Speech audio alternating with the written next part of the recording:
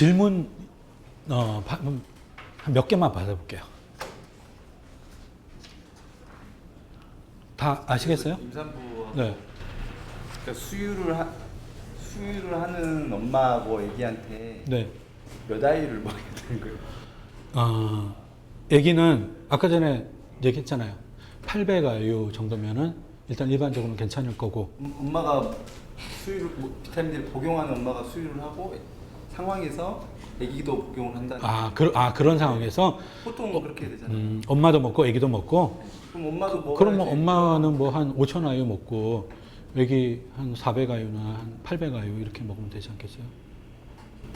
5천 아이를 복용하고 아기는 400이나 400이나 800 그 정도. 여름에는 400, 겨울에는 800. 아까 전에 그 임상 데이터, 그러니까 1년 동안 어떻게 이렇게 실험 농도가 그려지는 거 이런 거 보면은 스스로 판단을 할 수가 있을 거예요.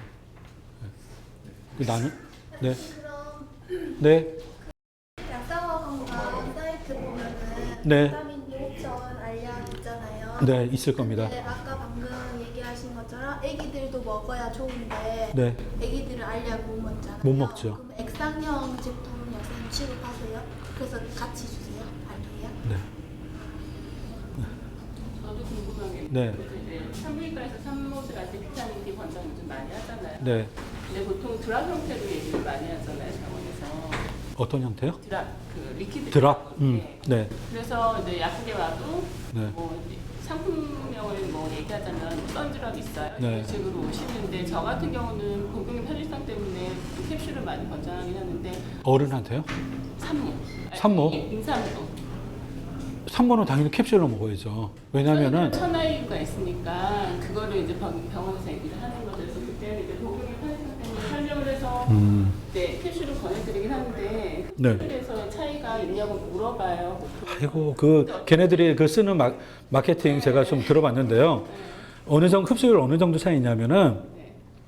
그 기름에 녹인 비타민하고 정제 흡수율 차이 거의 없고요. 한 10% 20% 생각하시면 돼요.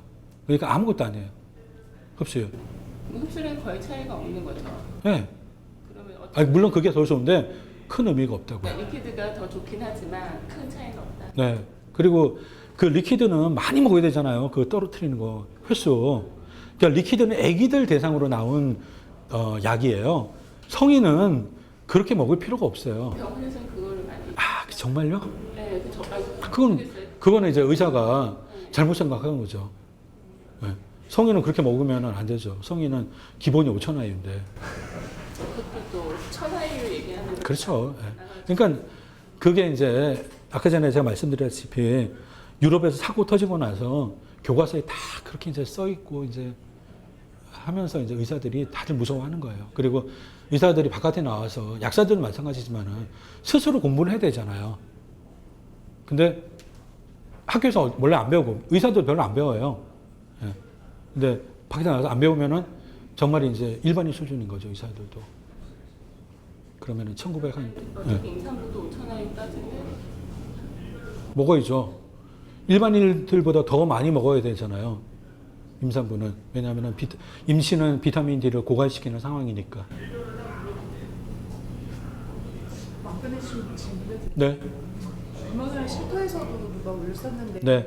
고령자한테 마그네슘을 줬을 때 네. 건조가 있는 경우가 있나 봐요. 그런 때는 혹시 어떻게? 그런 경우가요? 그런 경우는 별로 없을 것 같은데요. 오히려 쉼터에도 올라왔었고 그리고 약사분원에서도 막 그런 기사가 있더라고요. 그거는 제가 잘 모르겠어요. 원래 그런 건조가 있지는 않았을까요? 고령자한테는 충분히 생길 수 있는.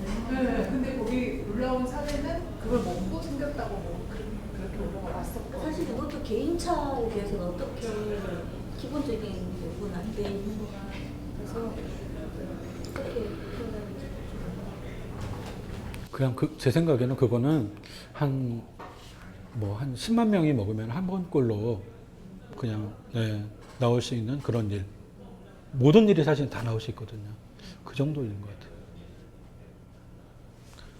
네. 담배류가 네. 물병성으로 담배류가 있고 네. 신체용품에서 네, 있죠. 네. 그럴 때 어떻게 구별해서 어떻게 구별을 하냐고요? 어떻게 아니 치료용 아,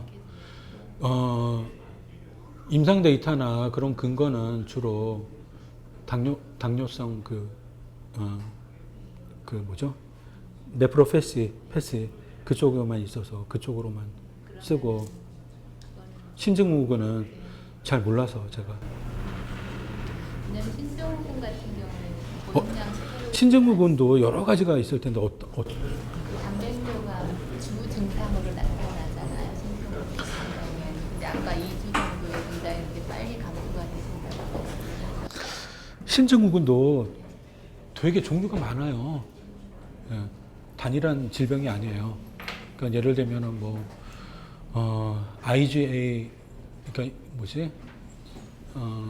감마글로뷸린 뭐 A, IgA 뭐 네프로패시 뭐 이런 것도 있고 뭐 되게 다양하잖아요. 아까 그 당뇨병성 그 단백뇨 경우에는 그쪽은 확실한 근거가 있으니까. 비타민 D로만 쾌도 조절이 안 된다는 말씀이에요. 일단 표준요법이 있잖아요. 그 알파 블로커, 아니, 안지오텐신 그 블로커를 쓰잖아요. 아니면은 ACE 이니비터 그거 쓰는 게 표준요법이에요. 근데 그 표준요법이 단점이 있어요. 첫째가 효과가 좀 약하고, 둘째는 나중에 가면 효과가 없어져요. 없어지는 경우가 있어요. 왜 그러냐면은 우리 몸이 그 레닌을 막 분비를 해내요. 그러니까 그 AT 블로커나 아니면은 AC 이니비터 그거를 먹으면은 원래는 이제 이쪽에서 이렇게 그거를 먹는 상태에서 보통 레닌 분비가 늘어나요. 그러니까 우리 몸이 네가 약을 먹었어? 그럼 내가 한번 약을 이겨내 볼 거야 해가지고 레닌 분비를 늘려요. 그러면 약효가 떨어지는 거예요. 그러니까 원래는 이게 이제 우리 몸은 다 그래요. 이렇게 이제 폐수회가 이렇게 있으면은 이게 이제 충분히 자극이 오면은 너는 그 자극을 그만줘 하면서 이쪽에서 피드백을 하잖아요. 근데 AC 블로커나 ACE 이니비터나 그 안지오텐신 블로커를 쓰면은 이제 이게 피드백 이니비션을 못 해요. 그래서 이쪽에서 레닌을 쫙 많이 분비를 해요. 그러면 나중에 가면은 약효가 좀 떨어져요. 비타민 D 같은 경우 그런데 비타민 D는 레닌 분비를 억제하니까 두 개가 되게 잘 맞는 궁합이에요. AC 이니비터 그쪽 계열하고 비타민 D하고. 그래서 당뇨성 네프로패시에도 좋고, 그 다음에 이 컨제스티브 하트 페일리어도 굉장히 좋고 궁합이 되게 잘 맞죠, 두 개가. 안동성 없었나요? 고용량수 계속 먹어야죠, 비타민 D는. 아니면 야외 활동 많이 해가지고 비타민 D를 안 먹어도 되거나. 비타민 D가 되게 부족하기 때문에 지금 사람들이 병에 잘 걸리고 약발도 잘 안 받는다, 이렇게 생각하면 되거든요. 비타민 D를 보충하면은 약발도 잘 받고 병도 잘 치료가 되고 예방도 잘 되고 이런 개념이니까 비타민 D는 계속 먹어야 되는 거죠. 비타민 D는 만병통치처럼 될 수밖에 없는 이유는 너무너무 부족하기 때문에 그런 일이 생기는 겁니다. 그럼 좀 전에 알러지 질환에서 아까 비타민 D랑 오메가3랑 장미균총 말씀하셨잖아요. 네. 이제 알러지 질환 치료를 할 때 이 세 가지로 보통 권장하긴 하는데 네. 환자 입장에서는 그게 부담스러우면 하나만 하면 안 되겠냐, 두 개만 이렇게 얘기하는 경우에 네. 그 셋 중에 첫 번째 비타민 D죠. 네. 제가 봤을 때 가장 효과적인 건 비타민 D. 세컨더리 두 번째 유산균. 마그네슘도 되게 효과 좋고요. 알러지 네. 알러지 쪽에도. 네, 되게 근데 효과 좋고. 마그네슘 비타민 D가 있을 때 마그네슘 효과가 있는 거지. 마그네슘만 있으면 효과. 그렇지 않아요. 마그네슘만 단독으로도 되게 효과 좋아요. 알러지 효과가 있어요. 네. 되게 효과 좋아요. 그럼 어쨌든 첫 번째 초이스는 비타민 D고 두 번째 유산균은 마그네슘. 마그네슘, 네. 비타민 D가 너무 효과가 좋아요. 그쪽으로.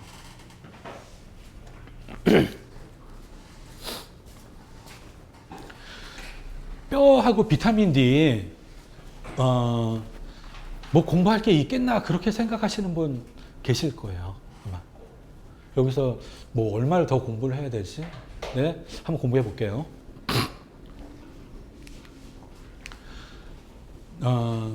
영국에서 자 보시면 6달 이후부터 5살까지 모두 비타민 D를 먹어라 이렇게 이제 권고를 했어요. 특히 겨울에는. 그 이유가 이제 뭐냐면은 역학조사를 해보니까 최근에 리켓 환자가 되게 많이 늘었어요. 물론 1920년대, 10년대 이때만큼은 아니지만은 지금 꽤 많이 늘었거든요. 그 토탈 보면은 10만 명당 10만 명의 아기 중에 7.5명이에요. 당연히 흑인이 많고요. 그 다음에 백인이 제일 적고 황인종은 이렇게 되는 거예요. 우리나라는 요렇게 요 데이터를 생각하면 되겠죠. 10만 명 중에 38명이 리켓이다. 아기들 중에. 그러니까 최근에 리켓 발병률이 치솟는 이유는 선크림 엄마들이 선크림을 악착같이 바르는 경향이 있어요. 물론 그렇게 발라야 되는 거죠. 그리고 모유수유가 좋다는 그런 얘기를 되게 많이 하거든요. 거의 캠페인식인데 전 국가적인 캠페인식인데 그래서 모유수유를 하려고 해요. 근데 엄마 젖에는 비타민 D가 거의 없는 거예요. 그래서 이 문제 때문에 차라리 이유식을 하면은 조금 나을 수도 있는데 하여튼 이 문제 때문에 이렇게 발병률이 아주 치솟고 있어요. 그다음에 그 크로닉 머스큘러 스켈리털 페인 근육이나 아니면 뼈가 아픈 페인의 진통제로 이제 쓸 수가 있는데요. 미네소타 의대에서 non-specific 크로닉 근골격계 통증이 있는 환자 150명을 조사한 역학조사가 있어요. 근데 그 중에 봤더니 다 비타민 D가 이제 부족했어요. 특히 8 나노그램 per ml 이하인 사람이 28%가 됐고 나머지도 8에서 20 나노그램 per ml. 그러니까 이런 역학 조사가 있어요. 그러니까 만성적으로 뼈하고 근육이 아프다. 주로 할머니들한테 많잖아요. 그러니까 할머니들은 정말 많은 것 같아요. 그런 사람들은 다 비타민 D가 부족하다는 이제 그런 역학 조사고요. 근육이 아픈 이유하고 뼈가 아픈 이유 사실 우리 같은 이제 개국 약사들 메커니즘 사실 그렇게 중요하지 않아요. 메커니즘 어차피 100% 그러니까 제시된 메커니즘이 정확하다는 법도 없고, 그다음에 10년 있다가 메커니즘 보면은 그러니까 다른 메커니즘이 제시돼 있고. 그렇지만 중요한 거는 뭐냐면은 이제 뭐 코스가 어떻게 되고 어떤 부작용이 나고 어떻게 발굴할 거고 사실 뭐 이런 게 중요한 거잖아요. 그러니까 비타민 D를 먹일 환자를 어떻게 찾아내고 어떻게 설득하고 그다음에 어느 정도 시간이 지나면은 호전되고 사실은 이렇게 중요하고 메커니즘은 정말 중요하지 않습니다. 근데 그냥 좀 중요한 거는 이렇게 좀 공부해 두면 좋은데 뼈가 아픈 이유는 뭐냐면은 파라사이트 호르몬이 뼈에서 칼슘과 인을 뽑아내요. 신장을 통해서 피를 배출을 시켜가지고 칼슘하고 포스페이트 이 곱을 떨어뜨려요. 이 곱이 높으면은 뼈로 가고요. 그 낮으면 낮을수록 뼈로 안 가는 거예요. 우리 몸이 이렇게 돼 있어요. 그래서 시럼 농도를 높게 유지를 해요. 그러니까 파라사이로이드 호르몬은 그런 놈이라고 제가 말씀을 드렸고 뼈의 빈자리를 채우기 위해서 콜라겐을 그 자리를 채워요. 그러면은 수분을 머금게 돼서 부풀게 되고 그 다음에 신경을 건드려 통증을 일으킨다고 지금 생각을 하고 있고요. 근육이 아픈 경우는 근육에 통증을 인지하는 신경세포가 이렇게 들어가 있어요. 근데 그 신경세포에 비타민 D 리셉터도 있고 뭔가 다 일을 하거든요. 근데 비타민 D가 부족하면 통증 역치가 낮아져요. 그래서 보통에는 이제 이 정도 통증이면은 느끼지를 않아야 되는데 역치가 낮아졌기 때문에 이제 아프다고 느끼는 겁니다. 그래서 뼈하고 근육이 만성적으로 아픈 사람들은 비타민 D를 먹어야 되는 거고 메커니즘적으로도 잘 확립이 되어 있는 거고요. 실제로 임상 실험을 해봤어요. 스파이널 페인하고 오스티오아스라이티스 요거는 무릎 아픈 거라고 생각하면 됩니다. 이거를 사람들한테 임상 실험을 했는데요. 비타민 D 4,000 아유를 먹였어요. 그랬더니 12주 후에 페인 바스 스코어 이게 70점에서 50점, 뭐 한 45점 이렇게 이제 감소를 하죠. 같이 약을 먹인 그룹은 별 변화가 없고 이 80점 이게 이제 뭐냐면은 통증을 스케일을 어떤 임상 실험에서는 이제 5 스케일로 해요. 제일 아픈 건 5, 제일 안 아픈 건 0. 어떤 임상 실험에서는 0부터 10까지. 어떤 임상 실험에서는 0부터 뭐 100까지. 이거는 0부터 100까지입니다. 그러니까 100점은 그냥 이렇게 막 그 드릴로 막 쑤시는, 막 칼로 쑤시는 그 정도 통증이 100점이에요. 그렇게 생각하시면 됩니다. 통증을 이렇게 낮추는 거죠. 이렇게. 로백 페인, 이게 비타민 D를 먹으면은 정말 효과를 보는 적응증 중에 하나예요. 90%는 특별한 이상이 없이 아파요. 10%는 검사를 하면 뭐가 딱 이렇게 진단이 나오죠. 이것 때문에 아프다. 근데 90%는 왜 아픈지 모르겠다. 의사가 이렇게 나온 경우가 90%입니다. 근데 로백 페인이 비타민 D 질병이라는 게 최근 밝혀졌어요. 요게 아시아에서 한 역학조사인데요. 말레이시아, 그 다음에 북위 23도 있는 중국 어디, 북위 32도인 중국 어디, 그 다음에 베이징은 북위 40도에 우리나라보다 조금 위에요. 그 다음에 그랬더니 로백 페인 프레벌런스를 봤더니 갈수록 이게 북쪽으로 갈수록 이 로백 페인 환자들이 많아지는 겁니다. 이런 게 이제 비타민 D 질병의 역학조사를 했을 때 나오는 특징이죠. 아라비아에서 한 임상 실험인데요. 특별한 이유가 없이 로백 페인을 호소하는 환자 360명을 3달 동안 5초나이에서 만화유 이렇게 복용을 했어요. 실험 비타민 D 농도 22.4 나노그램 per ml 이하였던 299명은 로백 페인이 완전히 없어졌어요. 그러니까 비타민 D가 부족한 사람들은 100% 효과를 받고요. 그 다음에 비타민 D가 그나마 좀 괜찮은 사람은 95%가 효과를 봤어요. 그러니까 비타민 D가 로백 페인에 굉장히 효과가 좋은 겁니다. 왜 효과가 좋을까요?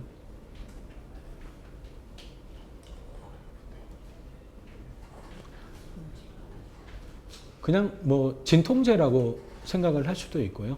그러니까 페인 역치를 낮춰주는 진통제라고 생각을 할 수도 있고, 그 다음에 근육을 튼튼하게 해가지고 이 척추 사이에 잔 근육들이 되게 많아요. 이게 쭉쭉쭉쭉 근육들이 있어가지고 척추가 이렇게 빠지지 않거나 뭐 이렇게 보호를 하거든요. 이 근육들이 굉장히 많아요, 척추에.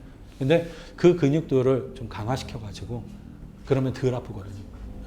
그래서 로백 페인이 있는 환자들 물리치료할 때 근육을 강화시키는 그런 이제 운동도 하고 그러거든요.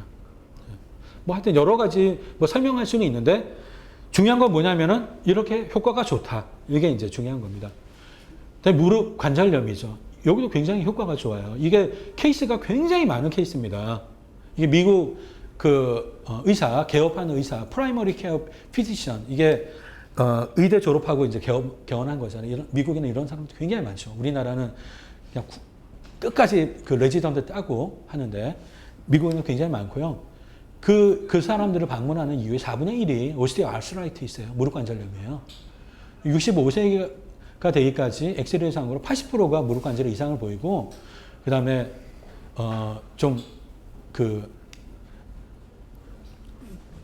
이제 아픈 걸 잘 찾는 사람이 있고 못 찾는 사람이 있기도 한데, 못 찾는 사람은 이제 아프다고 하는 겁니다. 임상 데이터를 볼게요. 그리 심하지 않은 골관절염 환자예요. 일주일에 5만 IU씩 2달 동안 먹였습니다. 그랬더니 자, 비타민 D 시럽 농도 13에서 38로 증가했어요. 자, 요거 5,000 IU, 하여튼 요 정도로 늘리면은 어떤 일이 생길까 한번 볼게요. 사도박근의 근력. 사도박근이 어디냐면요. 여기 앞에 있는 근육이에요. 여기에 근육이 4개가 있어요. 그래서 사도박근이라고 해요.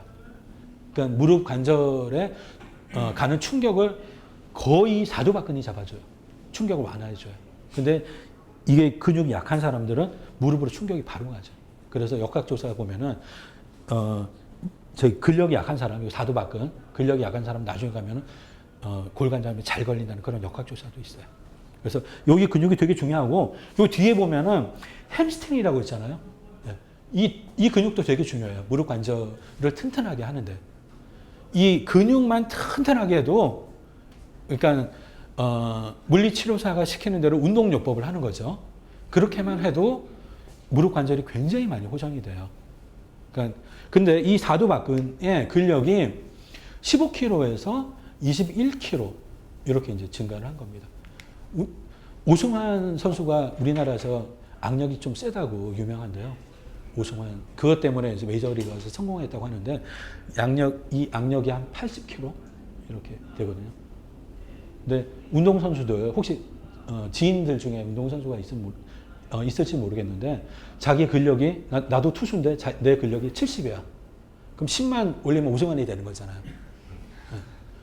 비타민 D 먹으면은 10 정도 올릴 수가 있어요. 정말 그 임상 실험 데이터를 보겠지만 유도 선수들한테 임상 실험을 했는데요. 제가 유도를 좀 좋아해요. 유도를 옛날에는 많이 했는데 이걸 잡고 확 당겨야 되거든요. 이 당기는 힘이 되게 중요해요. 이거 확 잡는 거. 이거 유도 선수들 이 양력이 되게 중요하거든요. 그래서 비타민 D를 먹였어요. 유도 선수들한테. 그러니까 한 10 정도 늘어요. 정말. 비타민 먹었네 무슨 도핑이에요. 자, 이 근력이 증가를 하고요. 그 다음에 그 0부터 100까지 이 스케일로 통증을 표시를 해봤을 때 39에서 13을 이렇게 줄어들고요. 그러니까 그렇게 심한 골관절염 환자는 아닌 거예요. 한 40 정도니까. 그 다음에 워맥 니페인은 이거는 스케일이 0에서 16이에요. 이게 9에서 2로 이렇게 이 정도면 굉장히 많이 줄어든 거거든요. 그러니까 걸어 다니는데 전혀 문제가 없을 정도인 거예요. 임상 데이터만 보면은. 자, 케이스 스타디를 하나 볼게요. 비타민 D 카운슬이라고 저기 어떤 그 괴짜 의사가 운영하고 있는 사이트가 있어요. 이 사람이 원래는 심리학자인데 비타민 D에 꽂혀가지고 자기 이제 기업을 포기하고 비타민 D 전도사 일만 해요. 사이트를 열어가지고 사람들한테 비타민 D 먹으세요 막 하고 강연도 돌아다니고 그 사이트에 보면은 비타민 D에 대한 정보가 굉장히 많고 그 다음에 사람들이 이제 이 사람한테 편지를 쓰면은 비타민 D 먹고 효과를 본 그거를 이제 같이 공유를 해요. 그래서 비타민 D를 좀 제대로 공부하기 못하는 사람 대표적으로 이제 저죠.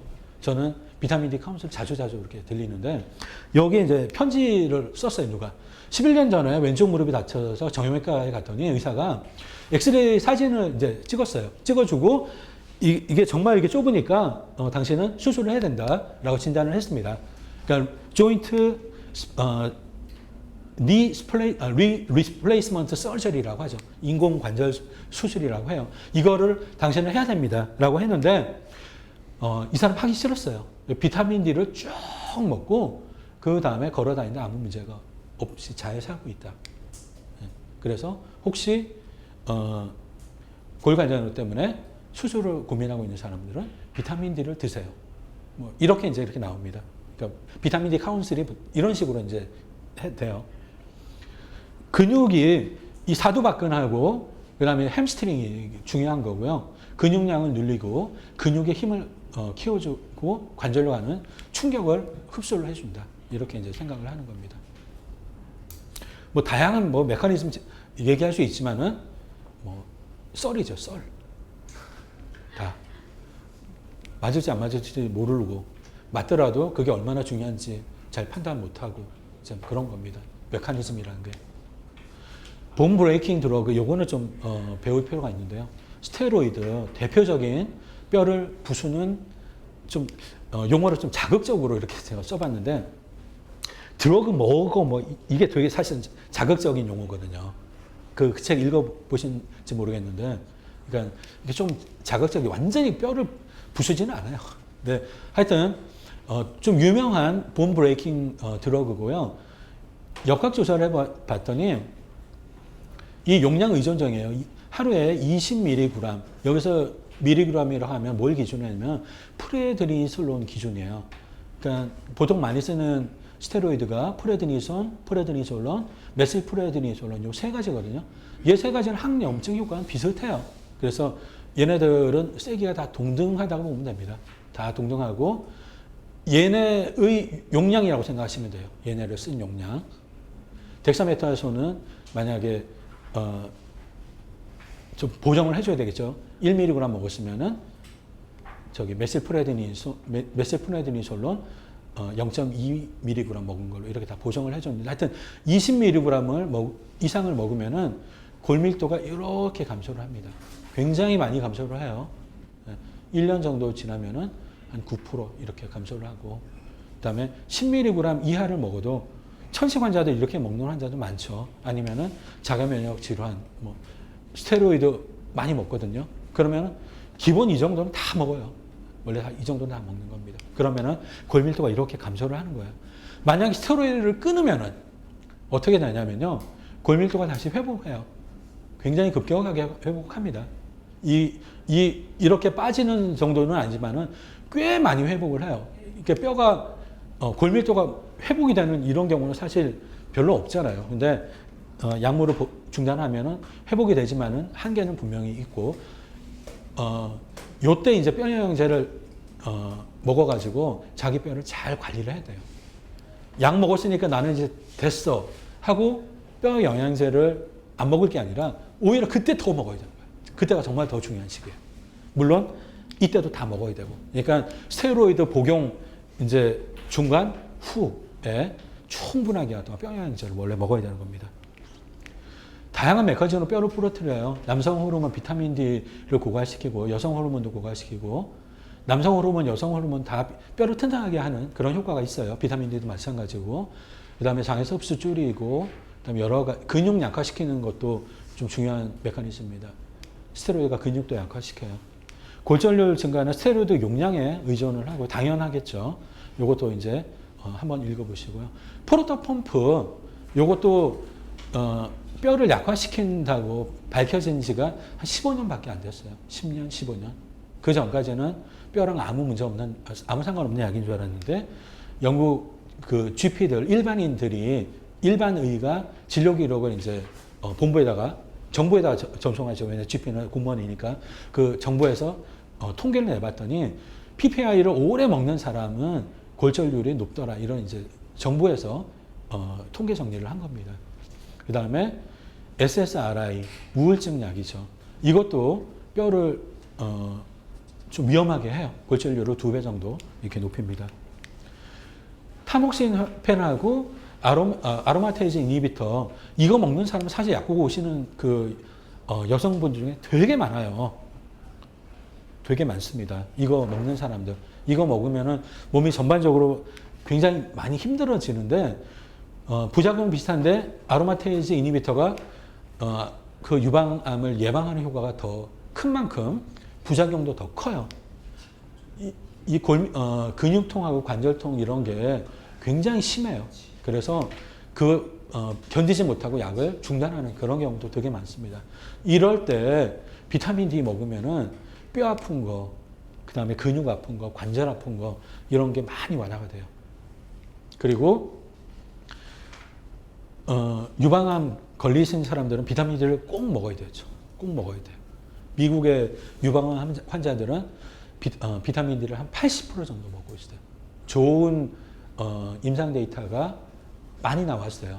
미국은 우리나라도 요즘 TV에 건강 프로 많이 하는데 미국에서도 이제 TV에서 건강 프로 되게 많이 하거든요. 그럼 새로 나온 이제 그 논문들 이렇게 소개하는데 이제 이렇게 좋은 논문들이 이렇게 나오면서 산부인과 의사들도 권하고 그다음 매스컴에서도 많이 권하고 해서 유방암 환자들은 굉장히 많이 먹어요.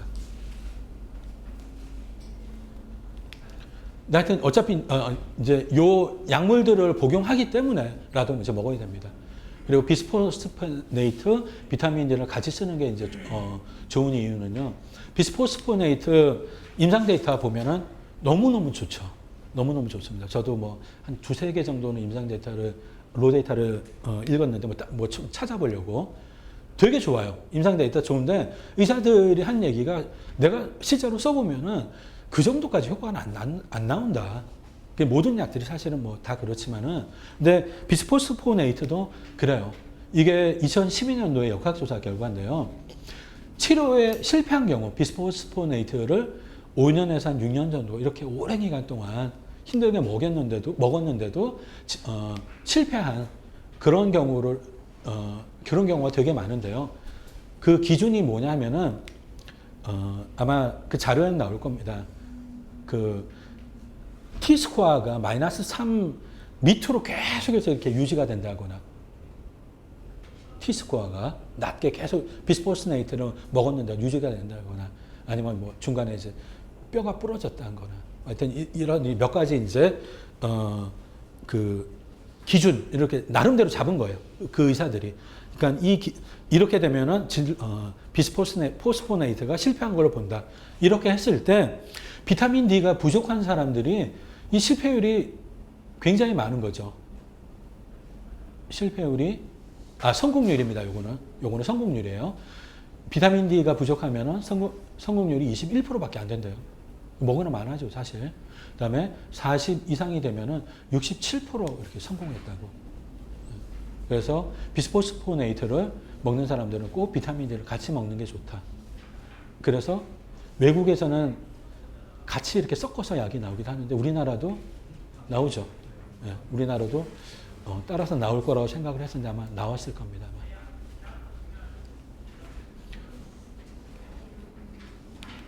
그러니까 그 약이 나온 근거가 그거예요. 요런 의사들이 이제 막 비스포스포네이트 그렇게 효과 별로 없어 회사에 얘기해가지고 이제 비타민 D가 딸려서 이렇게 같이 나온 겁니다. 그러면 아무래도 효과가 좋겠죠. 스트레스 프랙처, 이게 피로골절이에요.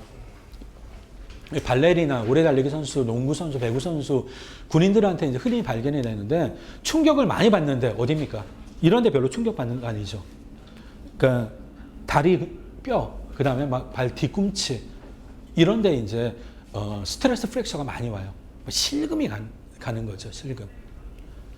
이 지속적인 충격 때문에 발생하는데 이 공룡 화석들을 자세하게 이제 들여다보면은 여기 있잖아요. 여기 엄청난 하중을 받는 데잖아요.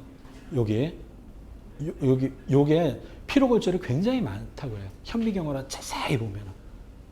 공룡들도 그렇다고 합니다. 역학조사를 한번 살펴볼게요. 요거는 그 미국 여군들을 대상으로 역학조사를 한 건데요. 티비하고 피뷸라면은 어디냐면 여기입니다. 티비아가 요 뼈예요, 요 뼈.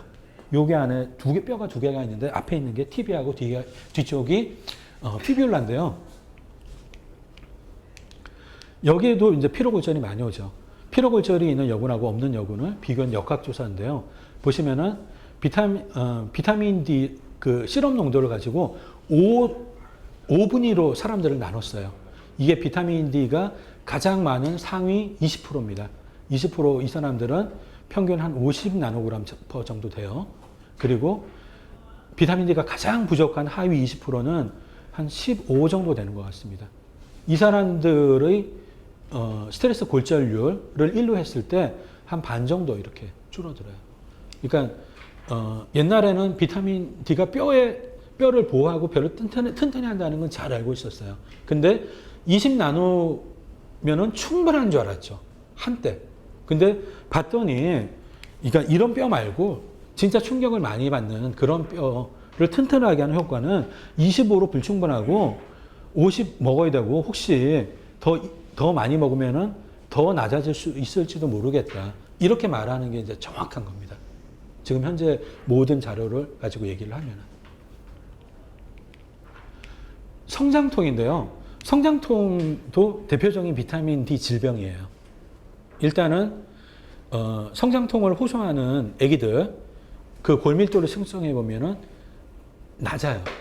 낮고 그다음에 통증이 많이 호소하는 아기일수록 당연히 뭐 골밀도도 낮고 그다음에 중요한 건 비타민 D 혈중 농도가 시럽 농도가 낮아요.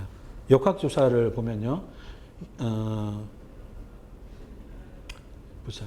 요거는 임상 데이터는 역학조사 겸 이상 데이터예요, 요게. 요거는 이제 역학조사인데요. 역학조사하고, 그 다음에 임상실험도 했죠. 보시면은, 비타민 D 실험 농도가 요런 애기들은 성장통을 다 호소하는 애기들이에요. 애기들은, T 스코어가 뭐 마이너스 0.2 요렇게 되고, 비타민 D가 10 이하인 사람들은 요렇게 되고, 그 다음에 아마 비타민 D가 부족할수록 아마 성장통이 더 심하고 그런 얘기도 아마 있을 겁니다. 그건 제가 잘 기억이 안 나는데요. 근데 하여튼 임상실험을 했어요. 이 성장통을 호소하는 애기들은 비타민 D를 먹였어요. 자, 처음에는 15.7로 시작했는데 석 달 후에는 34.1이 됐고요. 그 다음에 통증 스케일은 0부터 10까지로 봤을 때 7.5점에서 2.7점으로. 2.7점이면 거의 뭐 안 아프겠죠. 안 아픈 거겠죠. 7.5점이면은 굉장히 많이 아픈 거예요. 10점이 이게 막 뭘 칼로 막 쑤시는 이 정도의 통증이니까. 통증이 굉장히 많이 개선이 된 거고, 성장통은 50%의 어린이들이 호소하고요. 낮에는 성장통이 없어요. 보통이 아니고 100% 다 밤에 아프고, 이상하게 비타민 부족 증상들이 밤에 심해요. 그런 경향이 있습니다. 근데 특히 성장통은 오로지 밤에만 아프고, 아침에 밤에 이제 엄마 못 자게 막 주물러 달라고 하던 아기가 아침에 일어나면은 하나도 안 아파요. 그래서 엄마들이 막 거짓말 하냐, 막 이 정도 반응을 보일 정도로 통증이 아침에 일어나면 감쪽같이 사라집니다. 그게 성장통의 대표적인 특징이에요. 옛날에는 higher growth velocity rate라는 요 이론, 요걸로 성장통을 많이 설명을 했어요. 그럼 약사님들도 요런 설명법을 좀 많이 썼을 텐데, 이 성장률이 높은 애기일수록 성장통이 심하다라고 옛날에 이제 어떤 한 사람이 가설을 세웠어요. 별 근거가 없는 거고, 아직까지 근거는 안 밝혀졌고, 그래서 지금은 폐기됐어요. 그런 이론은 폐기됐는데, 아직까지 이제 그런 워딩은 뭐 의사들, 뭐 약사들도 많이 쓰죠. 그러니까 성장률이 높을 때 통증이 심하다. 그러니까 뼈양이제 먹여라. 뭐 이게 3단 논법이잖아요. 근데 사실은 요거는 이제 틀린 겁니다. 비타민 D가 부족해서 성장통이 오는 거예요. 치열이 고르지 않은 거. 그러니까 지금 뭐죠? 이거 있잖아요. 뭡니까? 치과 가서 이거 하는 거, 교정하는 거 있잖아요. 교정기 끼는 거. 이게 지금 거의 선진국은 한 70% 정도 하거든요. 그러니까 지금 어린 애기들, 그러니까 우리들은 그렇게 많이 안 했잖아요. 근데 선진국 같은 경우는 애기들 한 70% 정도 하고 그래요. 그러니까 지금은 이게 너무 당연한 것 같은데, 동물 중에 치열이 이렇게 고르지 않은 동물은 없어요. 인간이 유일합니다. 그러니까 뭔가 큰 문제가 있는 거고, 치과 의사들은 사실 그러니까 노다지를 캔 거죠. 치과 의사들이 사실 굉장히 연구를 많이 해야 되는데, 그냥 노다지만 계속 캐고 연구는 별로 안 하고 있고, 그러니까 여러 가지 설만 분분해요. 그 중에 하나가 비타민 D 부족 때문이라고 이제 설명하고, 나름대로 이제 뭐 근거가 아예 없지는 않고, 대표적으로 이분이 이제 그런 얘기를 했어요. 웨스턴 프라이스라고 하시는 치과 의사가 있어요. 이 치과 의사가 돈을 많이 벌었어요. 그래가지고 사진기 하나 메고, 1920년대 뭐 이때 얘기입니다. 20년대, 30년대 가방 하나 메고 사진기 하나 들고 전 세계를 돌아다니면서 사진을 찍었어요. 근데 치과 의사다 보니까 어떤 사진을 찍었냐면 이런 사진들을 연락에 찍었어요. 이 사진들이 한 2만 장이 이제 내려오고, 이게 지금 와서는 굉장히 좋은 자료죠. 정말. 근데 이 사람이 책을 썼어요. 책을 썼는데, 요 책 썼는데, 이게 한때는 필독서였습니다. 1950년대, 60년대. 이때, 좀 영양학에 관심 있는 사람들, 우리 약사들 중에서도 좀 읽었을 거라고 생각을 하는데, 필독서였는데요. 이 사람이 그 발견한 게 뭐냐면은 원주민들이 충치가 없고 치열이 고르다. 이걸 발견을 했어요. 그래서 버터, 여기 안에 MK4, 여기 비타민 K입니다. K의 일종이에요. 버터에 MK4라고 하는 비타민 K가 많은데 이거를 대구 간유에 녹여가지고 충치 있는 환자들한테 먹였어요. 충치가 다 이렇게 나았다고. 치료율이 뭐 90% 뭐 이렇게 됐다고 기록을 세웠고 했고 이게 좀 재현이 잘 됐다는 이제 그런 보고가 한동안 있었어요. 그래서 2차 세계대전 전에 많이 썼던 방법입니다. 충치 환자들한테 그리고 치열이 이렇게 좀 고르지 않은 환자들한테도 이렇게 많이 먹이고. 근데 이 사람이 발견한 건 뭐냐면은 원주민들은 충치가 없고 치열이 아주 고르고 치조골이 아주 튼튼한데 이 원주민들도 서서히 이제 서양 문물을 받아들여 가지고 음식 문화가 그러니까 바뀌고 이렇게 하면서 이제 태어나는 아기들 아니면 이제 좀 이렇게 보면은 치열이 이렇게 안 좋아지고 그다음에 충치가 많아지고 이런 거를 이제 발견을 한 거예요. 전 세계로 이렇게 돌아다니면서. 그러니까 그런 건 다 직관이죠. 통계로 몇 프로고 이건 몇 프로 이런 게 아니라 직관으로 자기가 이제 그런 거 느낀 거고 되게 안타까워하면서 이제 저 책을 썼어요. 그래서 비타민 K하고 비타민 D하고 비타민 A, 대구 간유 요거를 섞어서 이렇게 제품을 만들려고 하는 그런 시도가 건식업자들한테 좀 있어요. 이 사람의 영향 때문에. 그래서 저기 오메가3 제품에 비타민 A도 좀 넣고 그다음에 비타민 D도 넣고 다 지용성이거든요. 그러니까 만드는 데 문제 없고 비타민 K도 좀 넣고 이렇게 하려고 다들 생각을 다 하고 많은 사람들이 하고 있고 그런 제품들이 많이 나와 있어요. 외국에는 많이 있습니다. 비타민 D가 이 치열이 안 좋은 거 이거 굉장히 중요한 요인일 거라고 지금 생각을 하고 있고 치열이 일단 망가졌으면 비타민 D 먹는다고 해서 해결은 되지는 않을 겁니다. 이건 뭐 교정하는 수밖에 없죠.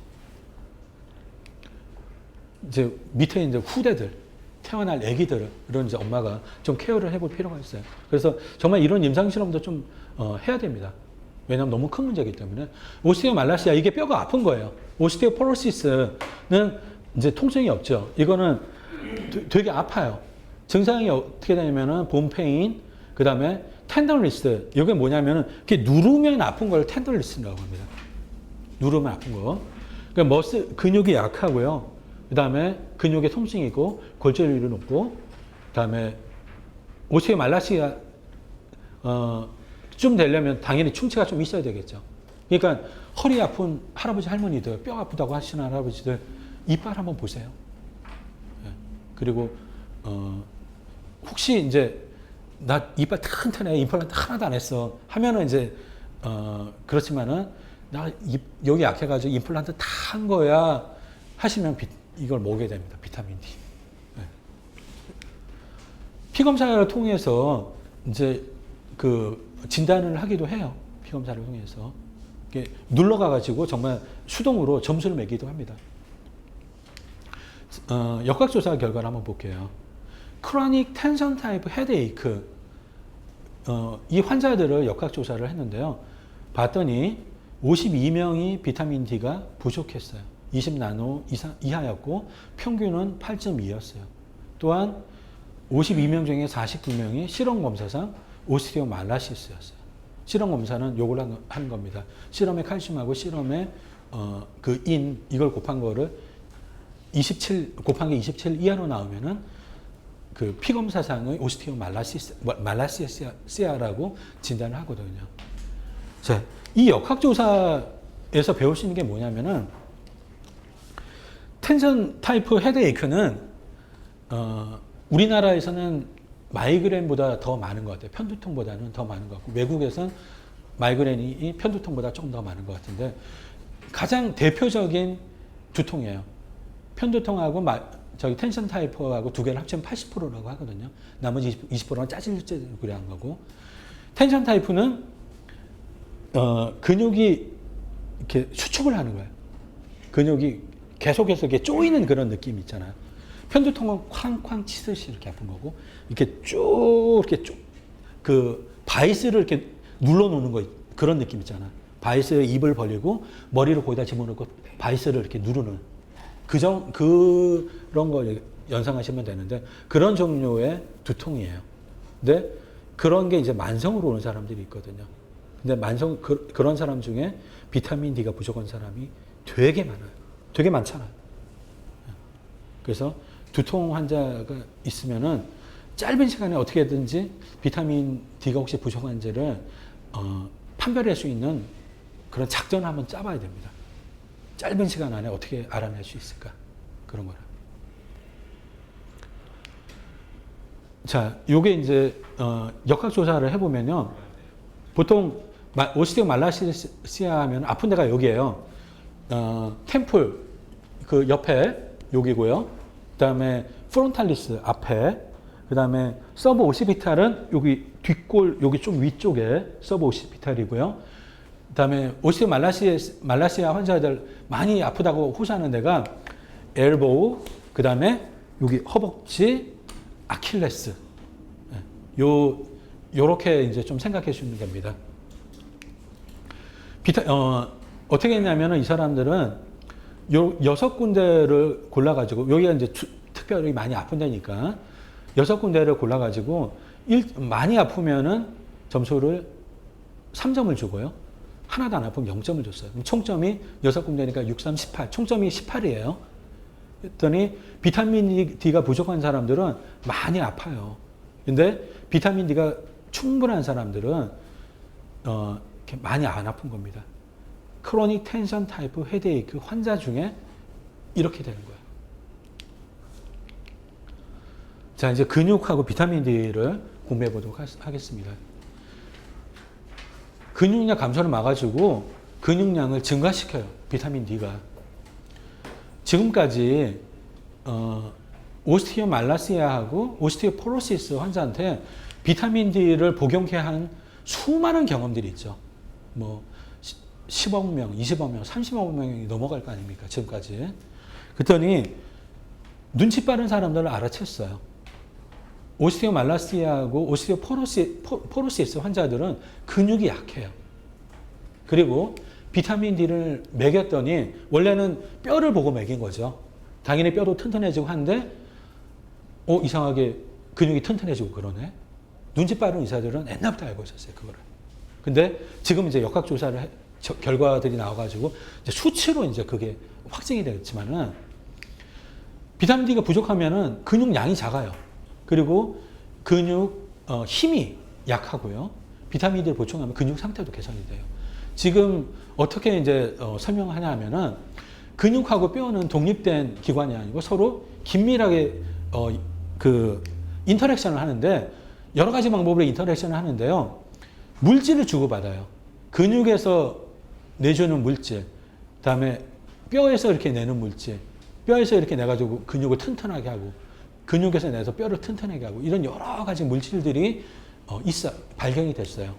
그리고 근육에 비타민 D 리셉터가 존재하거든요. 직접적으로 비타민 D 리셉터를 경유해서 근육을 튼튼하게 하는 겁니다. 비타민 D가. 옛날에는 비타민 D가 부족하면은 골절이 되는 메커니즘을 이걸로 주로 설명을 했어요. 그래서 비타민 D가 부족하니까 비타민 D를 먹어. 그리고 옛날답게 비타민 D 조금 주고 칼슘을 무식하게 많이 주고, 이런 방법을 옛날에 많이 썼죠. 근데 지금은 비타민 D가 부족하면 골절이 되는 주된 그 패스웨이 경로를 이거로 설명을 해요. 이거는 부차적이라고 설명을 합니다. 옛날에는 칼슘이 약하고 그래서 뼈가 잘 부러진다 이렇게 설명을 했잖아요. 지금은 비타민 D가 부족을 해서 근육이 약해지고 근육 힘도 약해지고, 그러면 잘 넘어져요. 잘 넘어집니다. 그러니까 만약에 이제 할아버지 할머니들이 얼음을 이렇게 밟았어요.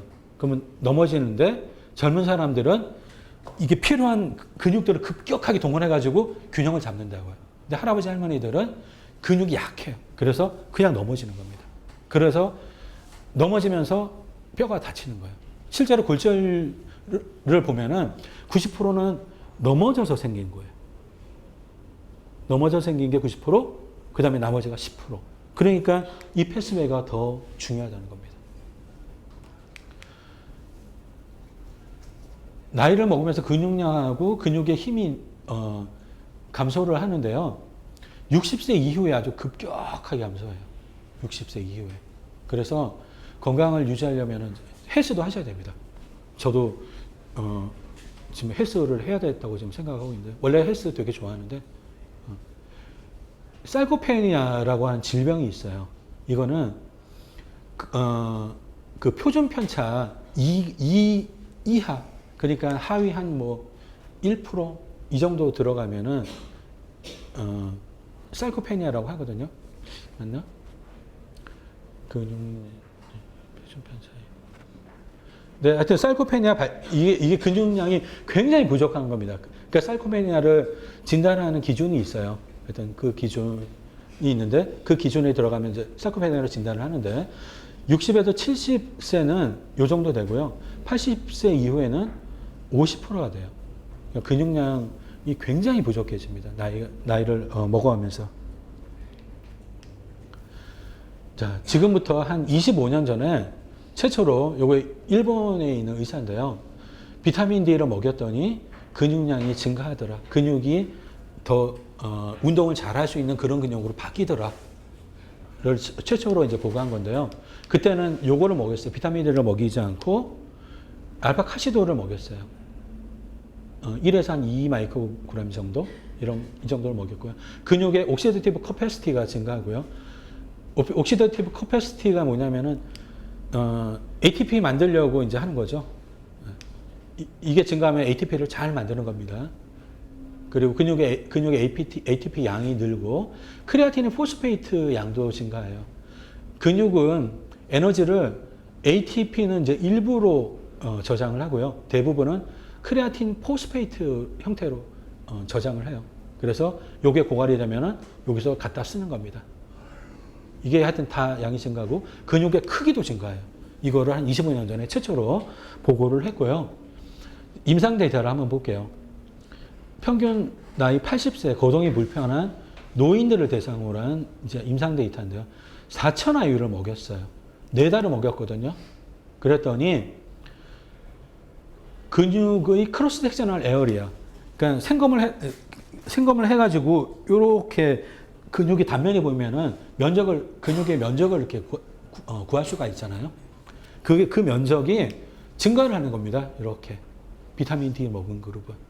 원래는 이렇게 감소하는 게 맞죠. 원래는 여기 좀 굉장히 많이 감소했는데 하여튼 이렇게 이제 증가를 해요. 이런 임상 데이터가 한 10개 정도가 있습니다. 그래서 비타민 D가 근육량 감소를 막아주고 근육량을 근육량을 유지한다. 이런 얘기를 할 수가 있는 거예요. 근육은 두 가지 근육이 있어요. 타입 1 근육이 있고 타입 2 근육이 있어요. 요거 생략 수업할 때 옛날에 이제 정말 한 20년, 30년 전에 배운 거죠. 다시 이제 좀 찾아봤는데 타입 1 머슬이고 타입 2 머슬이 있어요. 이게 어떤 근육이냐면은 일상적인 기본적인 활동을 하는데 필요한 일이에요. 똑같은 속도로 걷거나 아니면은 오랜 시간 동안 이렇게 서 있을 때 필요한 근육. 그러니까 여기 잔 근육들이 되게 많죠. 이런 것들이 타입 1 근육이고요. 타입 2 근육은 뭐냐면은 아까 전에 이제 그 낙상 얘기했지만은 순간적으로 이렇게 동원하는 그런 있잖아요. 근육. 그게 타입 2예요. 타입 1하고 타입 2는 틀려요. 근데 노인들 경우 보면은 타입 1 머슬은 감소폭이 그렇게 심하지 않아요. 근데 이게 급격하게 감소합니다. 그러니까 심지어는 타입 2 머슬이 타입 1으로 바뀌기도 해요. 이게 가능하거든요. 타입 1 머슬을 타입 1하고 타입 2가 서로 인터체인지업을 해요. 그래서 연세 드신 분들은 이게 아주 급격하게 줄어들어요. 간단하게 비교를 해보면은 마이토콘드리아가 많아요. 여기 마이토콘드리아가 적고요. 여기는 급격하게 이제 일을 해야 되기 때문에 글라이코겐에서 글루코스를 빼가지고 글루코스를 분해해가지고 글라이콜로시스라고 하죠. 그래서 ATP를 만들어요. 그러니까 마이토콘드리아를 경유해가지고 ATP를 만드는 게 아니라 빨리 그냥 여기 만들어버리는 방법이거든요. 빨리 만들어가지고 일을 이제 잠깐 이렇게 하는 겁니다. 요게 이제 타입 2 머슬이에요. 색깔이 당연히 여기는 마이오글로빈이 많아야 되겠죠. 산소가 필요하니까. 그래서 마이오글로빈이 많으면 색깔이 빨개요. 그리고 이쪽은 하얗고 ATP를 만드는 데 시간이 많이 걸려요. 마이토콘드리아에서 만드는 데 시간이 많이 걸리는 겁니다. 그래서 컨트랙션 스피드가 느려요. 여기는 컨트랙션 스피드가 굉장히 빨라요. 그리고 요게 이제 어떤 근육인지 제가 말씀드렸고, 이쪽 근육은 잘 안 지칩니다. 그러니까 제가 지금 벌써 서서 강의를 한 지가 벌써 한 4시간 이렇게 되는데, 뭐 좀 힘들기는 하지만은 계속 할 수 있다고요. 이게 왜냐하면 타입 1 머슬이 잘 안 지치는 근육이기 때문에 그래요. 근데 타입 2 머슬은 굉장히 빨리 지쳐요. 저희 헬스장 가가지고 이거 한번 해보세요, 이거 뭐 한 50개 하면은 금방 뻗어버리잖아요. 얘가 금방 지친다고요. 그러니까 두 개는 이렇게 다른 겁니다. 근데 당대사 기여도가 얘는 낮고요. 얘가 당대사에 크게 기여하는 놈이에요. 그러니까 밥을 먹으면은 근육에서 글루코스를 확 잡아 당기거든요. 근데 어떤 근육이 잡아 당기냐면 이 근육이 아니라 이 근육이에요. 그러면 연세 드신 분도 어떻게 되겠어요? 이 근육이 부족해지면은 이 근육의 양이 줄어들면은 당을 빨리 제거를 못 하겠죠. 그래서 할머니들 중에 근육도 하나도 없고 막 빼빼 마르고 한데 당뇨가 있으신 분이 있어요. 나는 쌀하고 뭐 풀만 먹어. 근데 왜 당뇨 걸렸지? 뭐 이러시는 분도 있잖아요. 그러니까 그게 그렇게 되는 겁니다. 근육량이 하나도 없으면은 당뇨 조절하기가 되게 어려워요. 그래서 당뇨 환자들 이 헬스장 가가지고 운동을 해야 되는 거예요. 또. 특히 타입 2 머슬, 그러니까 연세 드신 분들이라면 타입 2 머슬을 키워줘야 돼요. 자, 비타민 D에 의해서 굵어지는 머슬은 타입 2 머슬이에요. 타입 1 머슬이 아니라. 헤미플레지아, 이게 뭐냐면은 반쪽이 마비된 겁니다. 뭐 여러 가지 이유가 있겠지만은 뇌출혈, 이쪽에 이제 뇌출혈이 있거나 하여튼 여러 가지 이유가 있지만 어떤 할아버지냐면은 반쪽이 이렇게 마비가 되는 할아버지들이에요. 그러니까 거동이 좀 불편하시겠죠. 그래서 잘 못 걸어 다니세요. 근육이 당연히 약화될 거고, 야외 활동을 잘 못하니까 비타민 D도 부족한 그런 할아버지일 겁니다. 이 할아버지들한테 E2를 먹였어요. 아니, D2를 먹였어요. 천아유를 먹이고, 가짜약을 먹이고. 했더니, 타입 1 머슬은 변화가 없어요. 변화가 없죠. 근데, 타입 2 머슬은 가짜약을 먹인 그룹에서는 23%가 감소를 하고요. 그리고 D2를 먹인 그룹에서는 93%가 증가를 해요. 이게 굉장히 증가를 많이 하는 겁니다. 그러니까 물론 이거는 특별한 분들이죠. 그러니까 근육량도 적고 비타민 D도 많이 부족하고 그러신 분들에 해당하는 거고, 뭐 저 같은 사람이 이거를 먹는다, 2년 먹는다 해가지고 이렇게 증가하지는 않겠죠, 당연히. 그거는 상식일 거고. 하여튼 비타민 D에 의해서 굵어지는 거는 타입 2 머슬이고, 그 다음에 타입 2 머슬이 굵어지고 얘가 힘이 세지고 하면은 낙상을 잘 예방할 수 있겠죠. 급격하게 근육을 동원해서 균형을 이렇게 잡는다고. 그래서 아까 전에 그 논문에서 이제 이어서 계속 진행이 되는 건데요. 이 사람들이 할머니들이 몇 번 쓰러지는가, 그리고 몇 명이 쓰러지는가, 이걸 다 일일이 다 카운팅을 했어요. 했더니 가짜약을 먹은 그룹에서는 136명이 136번의 낙상 사고가 있었고요. 그 다음에 쓰러진 할아버지 할머니 숫자가 33명이에요. 근데 D2 그룹에서는 11명만 넘어졌고 전체 낙상 사고가 22번 이렇게밖에 안 생기는 겁니다. 그러니까 골절류를 낮출 수가 있겠죠. 역학조사에 보면 이렇게 나와요. 이게 뭐냐면은 C2 스탠드 테스트라고 해가지고요. 일단 서 있다가 앉았다가 서요. 자세는 이렇게 하고 이제 하는 겁니다. 의자를 누가 뒤에 이제 받쳐줘야 돼요. 이거를 하는데 걸리는 시간을 측정을 한 거예요. 비타민 D가 부족하면 부족할수록 걸리는 시간이 많이 걸려요. 이게 되게 힘들어요. 왜냐면은 이 다리 근육이 약하고 이게 여기서 이렇게 올라오는데 이게 균형도 잡아야 되고 이게 쉽지가 않거든요. 그래서 역학적 조사를 해보면 이렇게 되는 겁니다. 한 15 정도까지나 급격히 떨어지고 그 다음부터는 좀 완만하게 이렇게 떨어지는 것 같아요. 이 역학조사 이제는 그냥 설명할 수 있겠죠. 앞에 이렇게 공부를 했으니까. 자, 운동 능력을 높여요. 옛날에 고대 그리스 올림픽 선수들이 햇빛을 이렇게 쬐다고 해요. 그러면은 근육의 힘이 길러졌다고 하는 이제 전설이 내려오고 있고요. 이거는 그냥 한 줄로 이렇게 어떤 책에 이렇게 내려오는 겁니다. 근데 좀 오늘 살펴볼 게 뭐냐면은 외과 의사 그 닥터 매튜라고 하는 사람이 있었어요. 외과 의사인데 이 사람이 요게 그 사람이 쓴 논문이에요. 중환자실 환자들한테 비타민 D를 보충하면은 생존율이 높아지고 예후가 좋아진다는 논문이 최근에 이렇게 많이 나왔어요. 역학조사도 되게 많이 나오고 그 중에 이제 한 개 논문을 쓰신 분이고 이 논문의 제1저자예요. 그러니까 과장이고 외과 과장이고 이 사람은 이제 비타민 D의 중요성을 정말 잘 알고 있는 사람이죠. 중환자실에 입원한 모든 환자들한테 비타민 D를 보충을 시켰어요. 지금은. 그래서 물론 이제 이 병원에서 임상실험도 한 겁니다. 어떤 사람은 비타민 D 먹이고 어떤 사람은 비타민 D 안 먹여가지고 뭐 생존율이나 예후를 보는 논문을 발표도 하고 논문 결과를 토대로 해가지고 아예 그냥 다 먹였어요. 그랬더니 그 전보다 사망률이 한 50% 정도 이렇게 감소했다고 하고요. 이거는 이제 충분히 납득할 수 있는 거고 왜냐하면 논문들이 되게 많이 나왔으니까. 그다음에 가족들하고 지인들한테도 비타민 D 복용을 권했어요. 그래서 가족들, 지인들이 많이 효과를 봤고요. 근데 조카가 있어요. 외조카인데 얘가 허들 선수인데 비타민 D를 먹고 그 챔피언이 있어요. 대회에 나와서.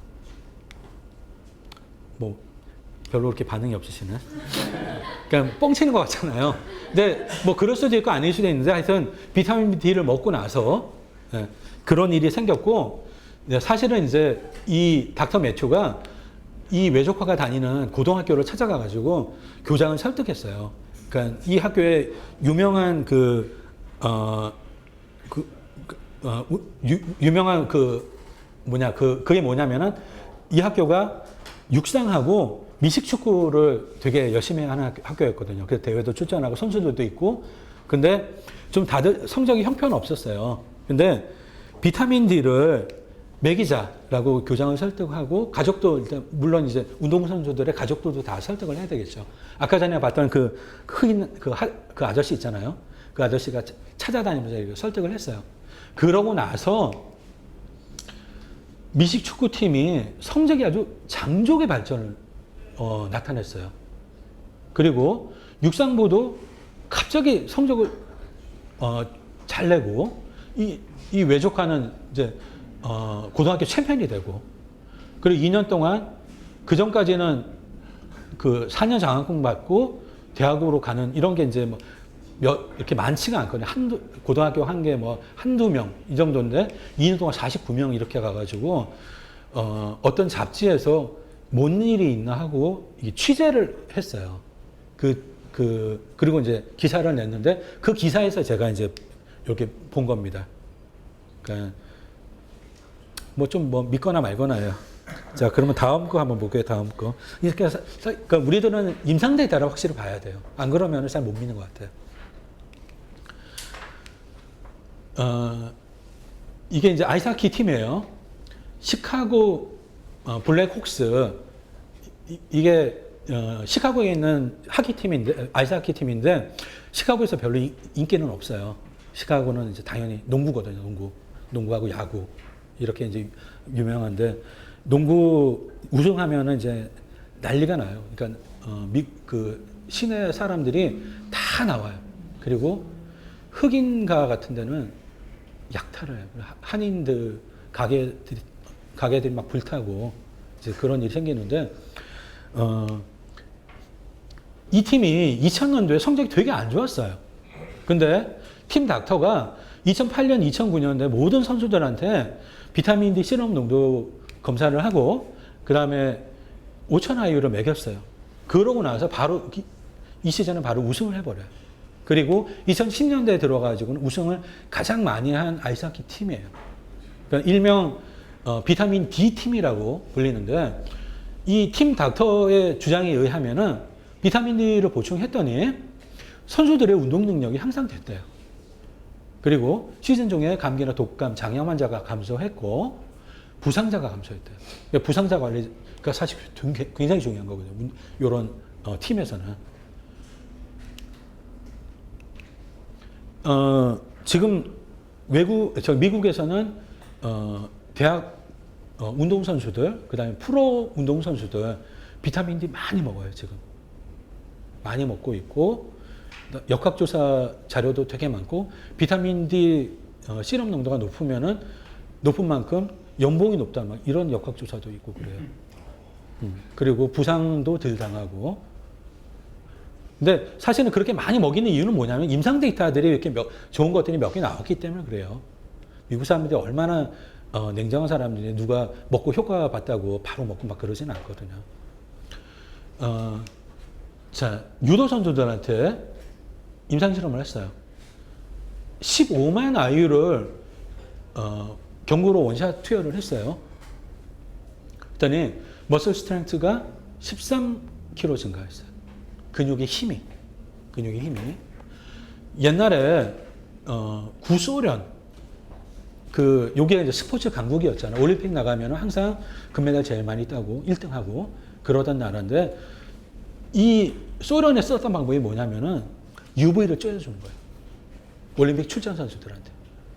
그리고 지금 찾아보면은 UV를 쬐어주면은 어떤 효과가 이제 생기는지 그런 논문도 몇 개 나와 있어요. 물론 이제 영어로 된 논문이 아니어가지고 읽을 수는 없는데, 뭐 100m 달리기 속도가 뭐 어떻게 줄어들고 근육의 지구력이 얼마만큼 감소하고 이런 거를 다 논문의 형태로 다 발표를 했어요. 그러니까 자기들끼리만 돌려보는 거죠. 러시아어로 논문을 냈으니까.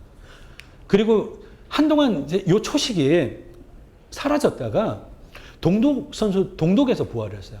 1980년대 요때가 이제 동독이랑 서독이랑 막 이제 합병하기 통일되기 이제 바로 전인데 이때 올림픽 나가면 동독이 2등 아니면 3등 막 이렇게 할 때예요.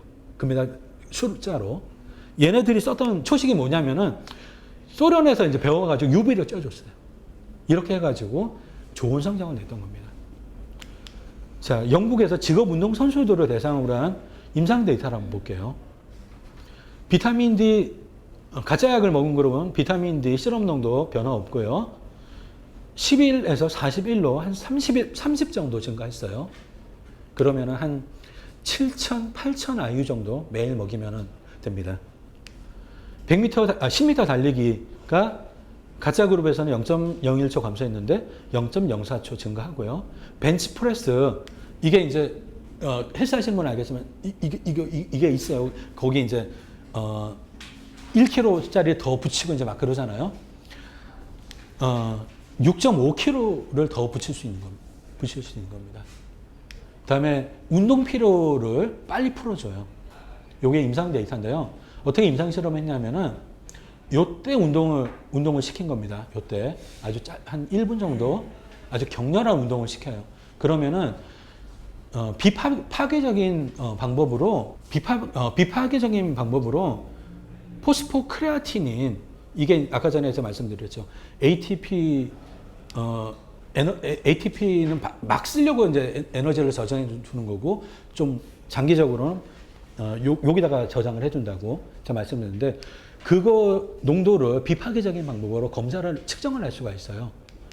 보면은 이때 운동하면 그게 이제 쫙 떨어지겠죠. 농도가 떨어졌다가 운동을 중단을 하면은 이제 회복을 하는 겁니다. 근데 비타민 D 이게 임상 실험이에요. 이런 사람은 이렇게 회복을 해요. 근데 비타민 D를 많이 먹여가지고 실험 농도를 이렇게 맞춰줬더니 굉장히 빨리 이렇게 회복을 하는 거죠. 이런 거를 이제 어디에 적용할 수 있냐면은 축구 선수들 경기 내내 막 뛰어다니는 거 아니거든요.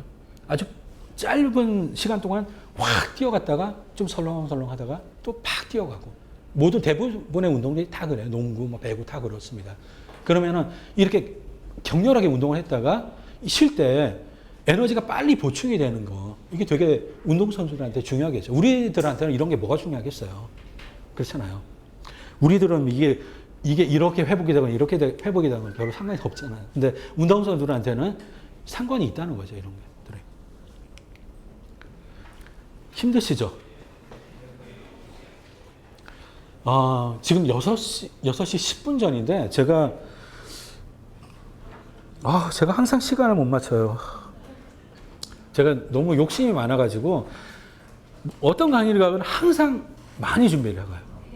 그런 경향이 있더라고요.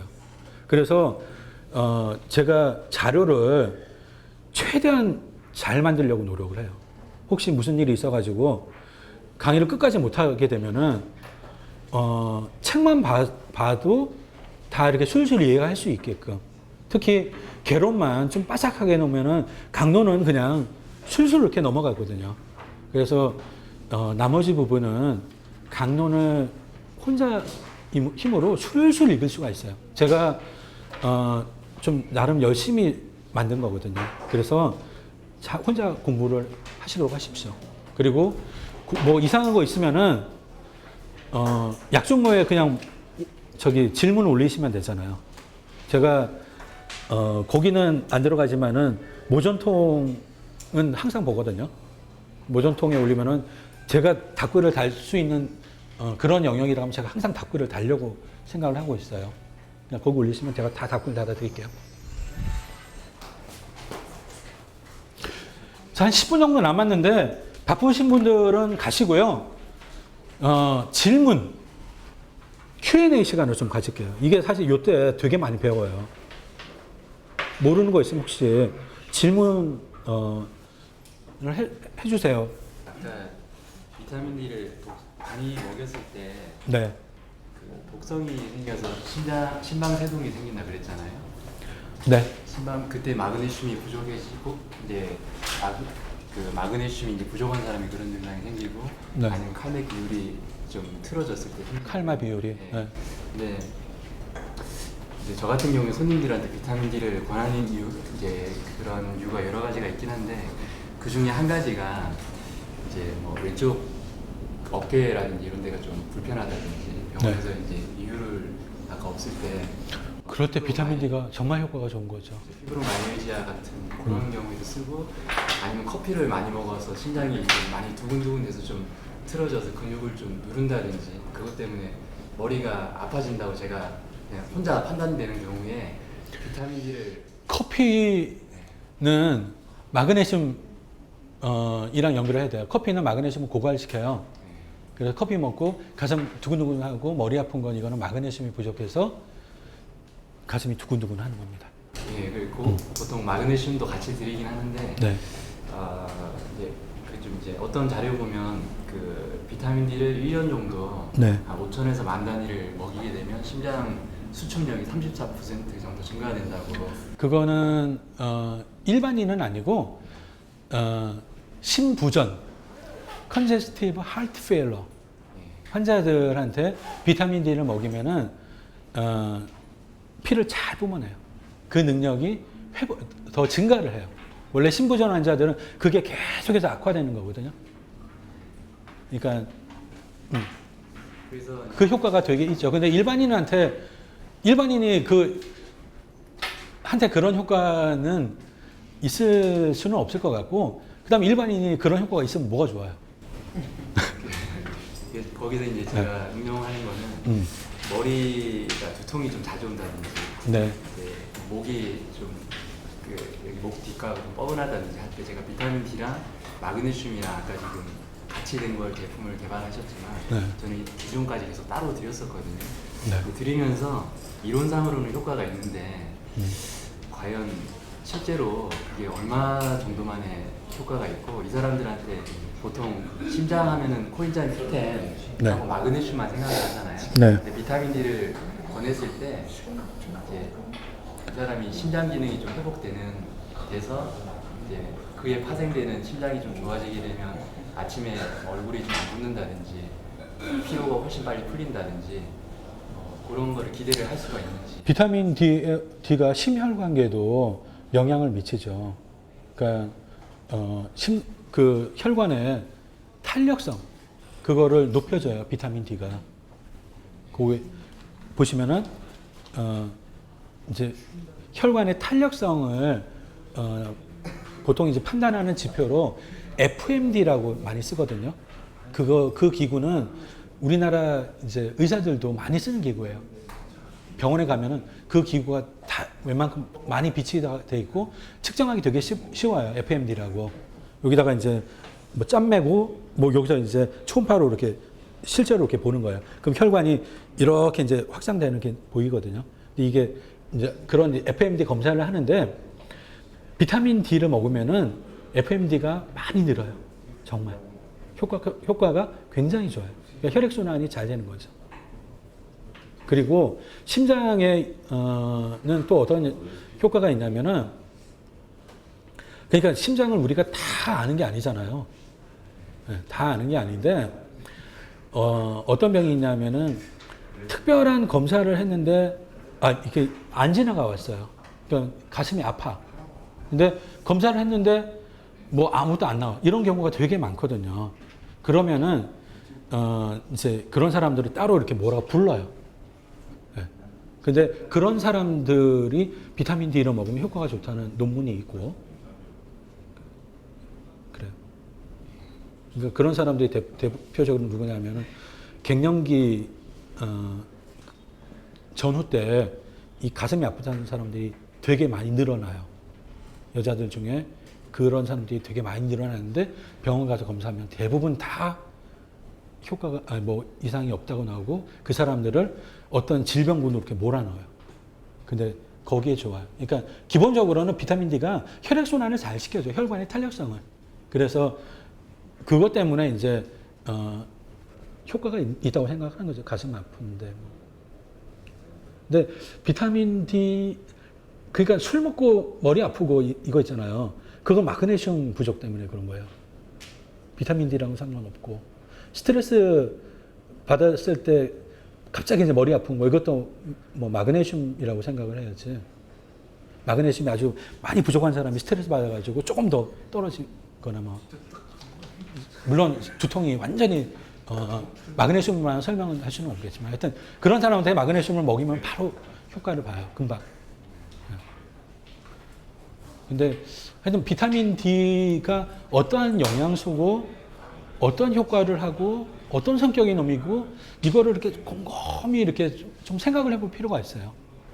그러니까 한약 하시던 분들은 그런 거 잘 하시던데 뭐 건식 하나 잡으면은 이거를 어디다 써야 되냐 하면서 이제 혈어에 써야 되냐 기호에 써야 되냐 이제 일단 영양제를 다 분류부터 하잖아요. 한약 하시는 분들은. 근데 꼭 그런 건 아니더라도 이 영양소가 어떤 놈이다 라는 건 나름대로 이렇게 좀 정리를 해볼 필요가 있는 것 같아요. 또 다른 질문 있으세요? 네. 제품에 그러면은 비타민 D하고 마그네슘만 들어있고 칼슘은 전혀 안 들어있는 건가요? 네. 그게 보통 이제 우리가 뼈 건강할 때는 뭐 칼슘, 마그네슘 이렇게 그동안 종류도 있게 이제 많이 접촉을 했었는데 네. 칼슘을 뺀 이유 같은 게 그건 뼈 영양제가 아니니까. 그거는 그러면은 따로 이렇게 해서 그거는 본격적인 뼈 영양제는 아니고요. 그냥 뼈 영양제로 만들려면 당연히 칼슘도 넣겠죠. 근데 뼈 영양제도 옛날에 이제 많이 썼던 무식한 방법이 뭐냐면은 대표적으로 비타민 D는 한 400에서 한 800, 그 정도 넣고 칼슘은 한 1000 정도 때려 넣는, 마그네슘 조금 넣고, 그게 이제 좀 옛날에 많이 썼던 무식한 방법이고요. 제가 판단했을 때 뼈영양제를 나보고 만들려고 하라면은 비타민 D를 일단 무조건 5,000IU를 넣어야 돼요. 그리고 칼슘은 5,000IU 먹는 사람들한테 칼슘 1000 이렇게 먹이면 안 되는 겁니다. 그러면은 신장결석 생기고 더 안 좋아지는 거예요. 그거는 정말 진짜 잘못 영양제를 주는 거예요. 5,000IU 먹는 사람들한테는 칼슘은 영양제로는 한 500 밑으로는 낮춰줘야 돼요. 그게 굉장히 중요한 거거든요. 그래서 5,000IU 넣고 칼슘 한 200만 넣어도 충분해요. 그렇게 넣고 마그네슘은 한 200 정도.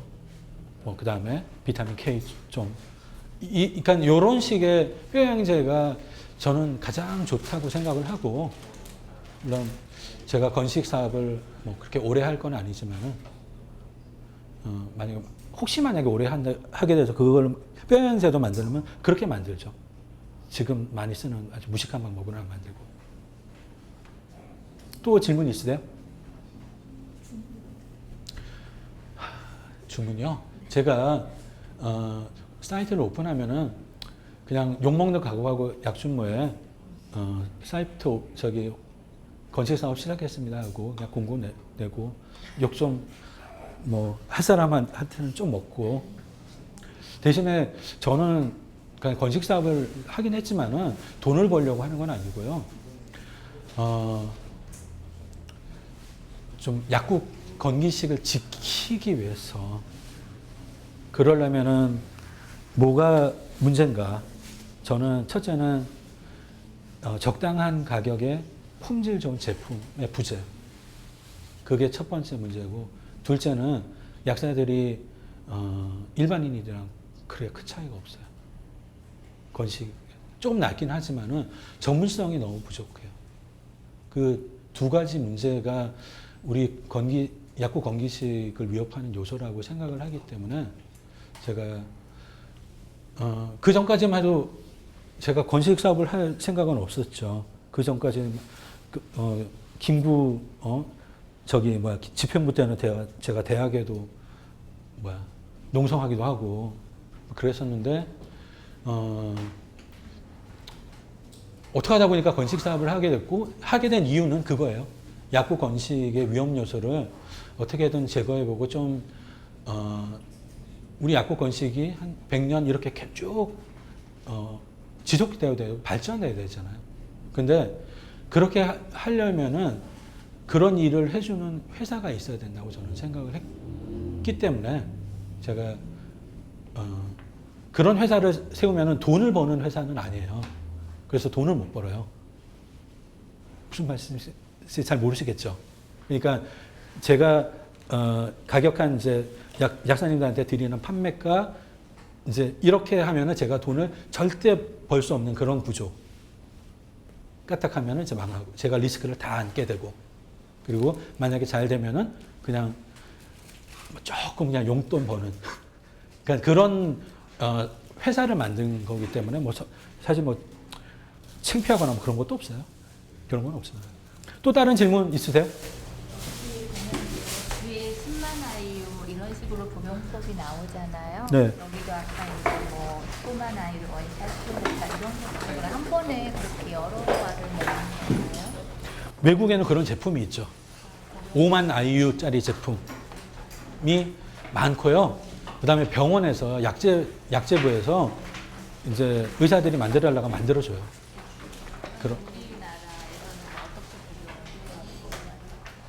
우리나라에서는요. 그러니까 10만 IU 경구로 원샷 이런 건 불가능하고요. 그냥 초반에 한 2, 3일, 3, 4일 정도 만 IU 매일 이렇게 먹게 하는 건 가능하잖아요. 그 정도. 그러니까 사실 그러니까 초반부터 그러니까 그런 요법을 쓰는 건 이유는 뭐냐면은 빨리 환자가 효과를 보게끔 하려는 욕심 때문에 그런 거예요. 어차피 5천 IU로 매일 먹으면은 한 달 있다가 두 달 있다가는 시럽 농도가 높아져가지고 그 효과가 나와요. 근데 문제는 뭐냐면 환자가 매일 조금씩 이 효과의 차이를 이렇게 느끼기 때문에 감사를 안 하겠죠, 별로. 그리고 이게 내가 정말 이거 먹고 좋아졌나? 뭐 이럴 수도 있고. 그러니까 그 문제 때문에 그런 거지. 그냥 5천 IU 매일 하나씩 먹으면 되고. 근데 특별한 경우는 있죠. 뭐냐면은 독감이 돌거나 감기 걸렸거나 아니면 이제 대상포진 걸렸을 때 초반기 며칠 동안 한 10,000 IU, 20,000 IU 매일 이렇게 먹는 거는 효과가 있는 방법이고요. 그렇게 먹으면 좋아요. 그런 초식은 좀 쓸만하죠. 우리가 보통 이제 혈액 검사를 할 경우에 네. 비타민 D 농도를 알 수가 있나요? 일반적인 혈액 검사에는 비타민 D가 빠져 있어요. 네, 없어요.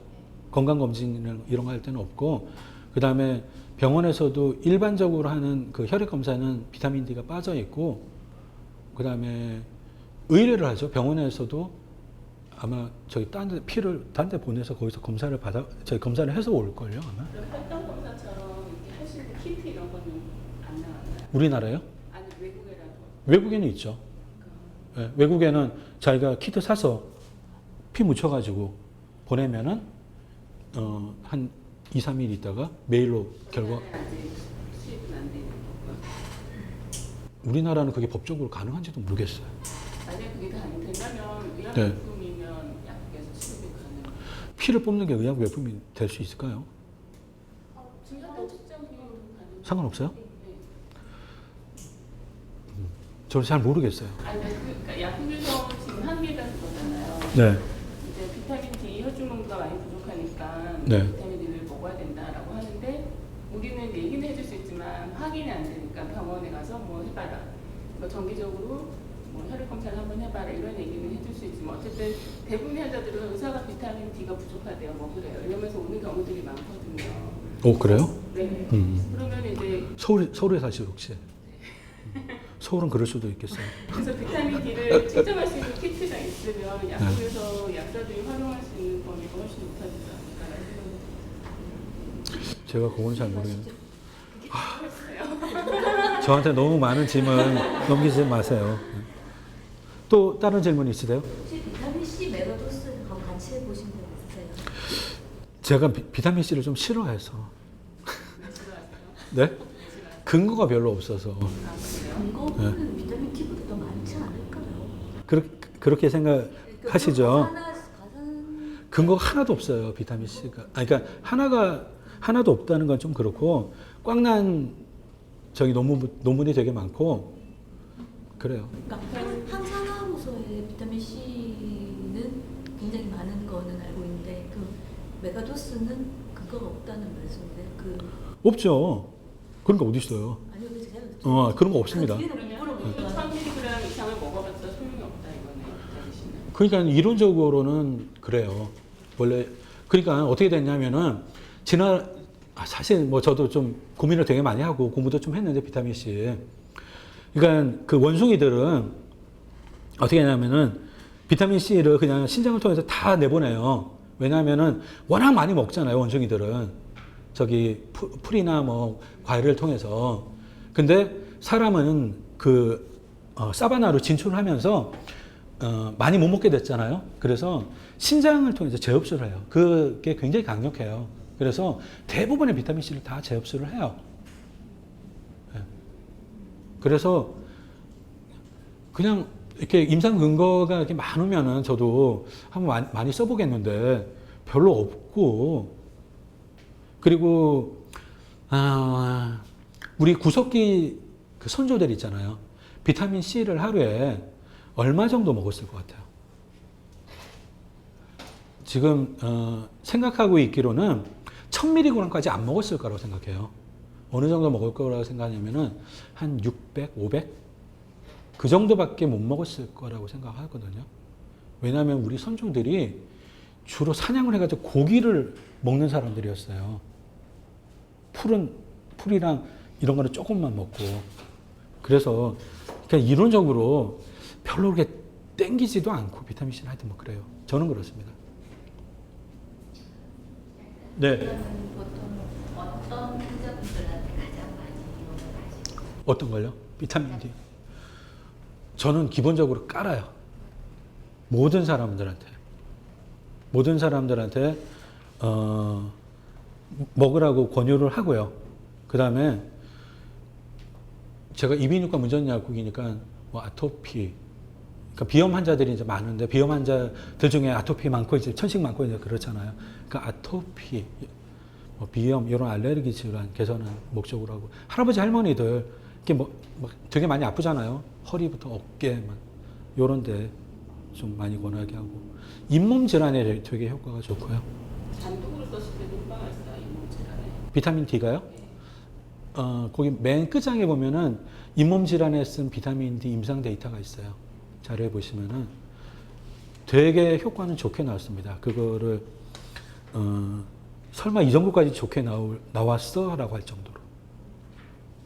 근데 제가 하여튼 비타민 D를 그 잇몸이 안 좋으신 분한테 그 목적으로 써본 적은 없어요. 근데 그 복합제는 되게 좋다고 그래요. 정말. 한 일주일만 먹고 나서 너무 좋아졌다고. 잇몸이 붓고 막 이런 거 있잖아요. 아프고. 네. 비타민 D하고 마그네슘. 네. 마그네슘도 그러니까 이제 질병마다 마그네슘이 이 효과가 있는지 비타민 D의 효과가 있는지 이게 머릿속에 다 있어야 되는데 제가 좀 아리까리해요. 마그네슘이 있는지 없는지.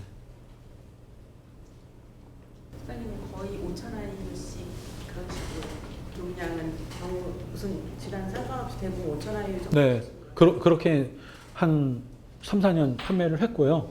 그다음 지금은 이제 그거 안 팔고 복합체제로 팔리죠. 마그네슘이랑 비타민 D 복합체제를. 그러면 네. 보통 연세 드신 분들한테 비타민 D가 많이 필요한데 네. 보통 오스티오포로시스나 말라시아 있으신 분들은 네. 병원에서 칼슘제랑 비타민 D 복합제를 처방을 하잖아요.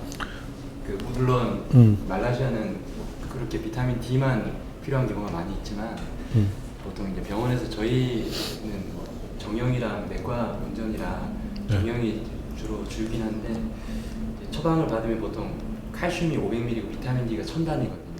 그때 그러면 비타민 D가 끼어들기가 네, 비타민 D 고함량 제품이 끼어들기가 쉽지가 않아요. 쉽지가 않은데 이분들은 또 비타민 D가 좀 올라가야지 네. 칼슘뿐만 아니라 다른 데도 아까 근육량, 선두 근육량을 좀 올린다든지 네. 넘어진다든지 이런 것도 예방을 할 수 있는 목적으로 비타민 D가 필요할 텐데 그렇죠. 필요하죠. 그러면 그분들이 이제 처방이 나오면 비타민 D를 추가적으로 원래 드시면 훨씬 좋긴 한데 네. 칼슘 때문에 이 독작용 때문에 먹기는 먹어야 그런 경우에는요. 물 많이 먹으라고 하면 돼요. 5천 단위를 추가로 먹이면 물을 좀 많이 드시라고요. 네. 자가 면역 질환 제가 거기 그 챕터를 보면은 임상 데이터가 하나 있는데 소리아시스 환자한테 소리아시스 환자한테 임상 실험한 게 있어요. 하루에 35,000 IU를 먹였거든요. 근데 어떻게 먹이냐면 물을 하루에 2.5리터씩 먹으라고. 그렇게 해서 이제 칼슘을 어떻게든 배출을 많이 하게끔 그런 이제 초식을 써야 돼요. 근데 약국에서 그런 게 가능하겠어요? 지인이면 가능하겠지만. 그러니까 칼슘을 그렇게 많이 써버리면 비타민 D가 끼어들 자리가 없어요. 그거는 사실. 다른 질문 있으세요?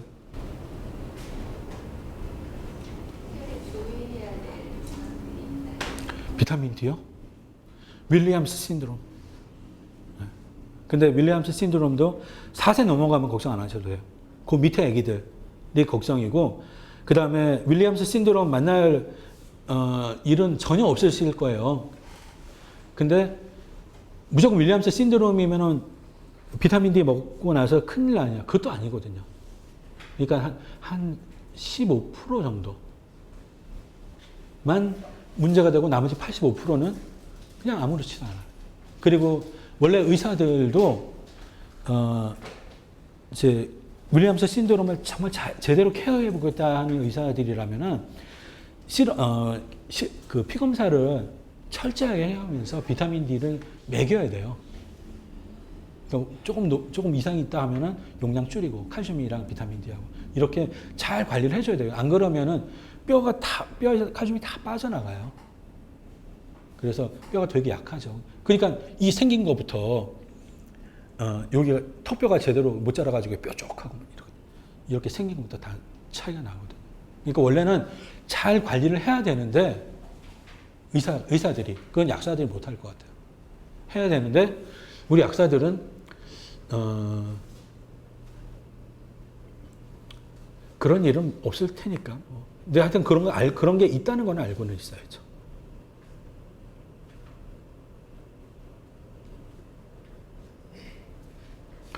다들 수고하셨습니다. 제일 열심히 하는 거 같아요?